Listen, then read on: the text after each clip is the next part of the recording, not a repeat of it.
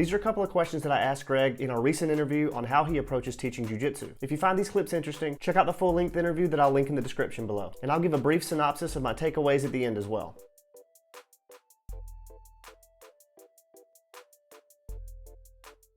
When you say the word technique, sometimes I think it's being conflated. When somebody hears you talk about technique, you're talking about a very specific moment in time. You're giving them a solution to a problem that will very likely never happen again. It's impossible for it to happen again. Infinite amount of possibilities, depending on your level of analysis. And For when sure. you hear somebody say, "Yeah, but that guy's technique is really good," well, they'll come back with that guy's technique is really good. How did they get so good? Well, the technique that they're referring to is not the technique that you're criticizing. Right. So I No, think exactly right. I think it's important to parse those out. So how would you go about parsing those out to somebody who doesn't really actually know?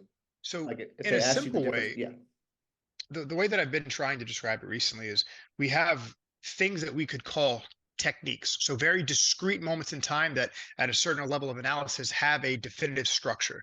So we could talk about a double leg as being a technique where I grab both your legs and I use it to take you to the ground. We could have a single leg where I grab one of your legs and I use that gripping of one leg to take you to the floor.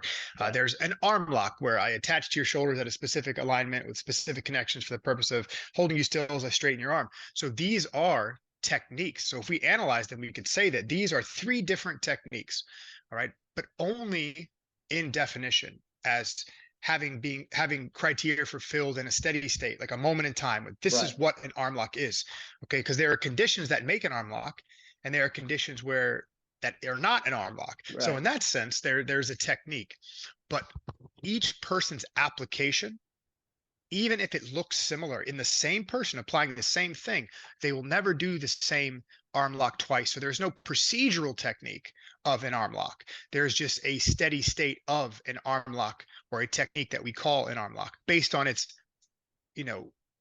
vacuum Right. based definition, Right. taken out of, with no context really, just two bodies Yeah. lined up in a specific way for a specific effect.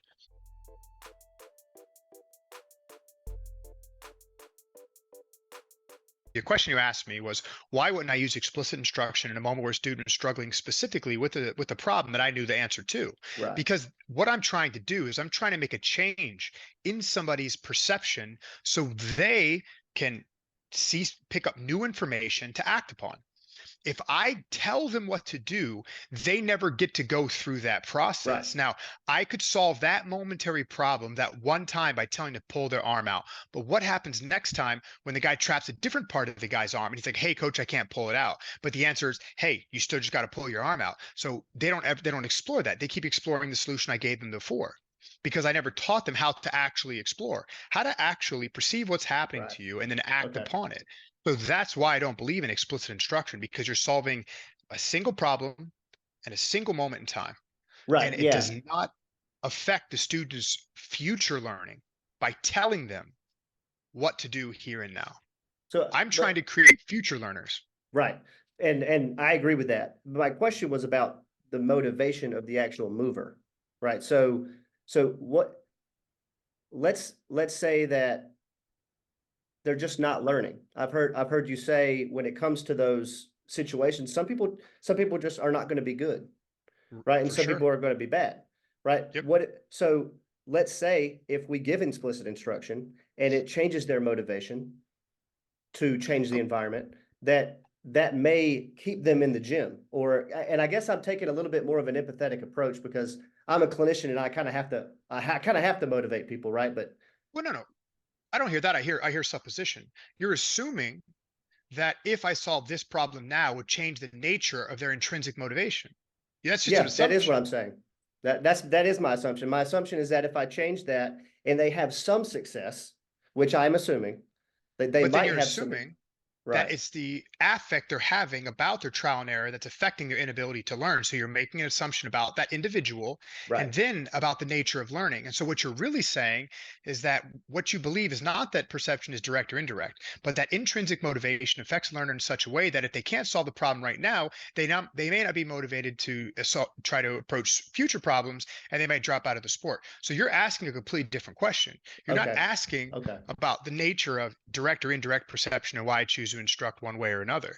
You're injecting a new problem of affect and how the intrinsic uh, motives of the individual affect their learning experience. Those are two Well, different questions. All right, let's summarize what Greg helped me clear up in this interview. So first was the idea that this word technique, as it's most commonly used in the jiu-jitsu community, is referring to a very discrete moment in time within a grappling context. The specific examples he used were a double leg, a single leg, and an arm lock. Drilling these techniques or very specific moments in time over and over again is what Greg is criticizing here, not whenever someone says that they move with good technique. And the second was the use of explicit instruction, or giving someone a solution to a very specific problem that will never arise again in the same way depending on your level of analysis. So I pushed back here and I thought maybe there was a case where you could use explicit instruction to improve the motivation of a struggling student, potentially leading to more motivation for learning. Now this may be true, but as Greg pointed out, this is a very large assumption that I'm making about the student's affect toward learning. Just because I give them a solution and then they have some success, who's to say that student will gain motivation for future learning? Essentially, it's way too large of an assumption to make, especially given the fact that there are so many potential factors that could be contributing to the student's motivation to change the environment. I hope this helps some of you guys. I really enjoyed my conversation with Greg, with me being relatively new to the grappling scene, but since I take a similar approach to patient care, I wanted to talk to him and he was more than happy to oblige. Make sure you leave your questions in the comments. Thank you guys for watching, and I'll see you next time.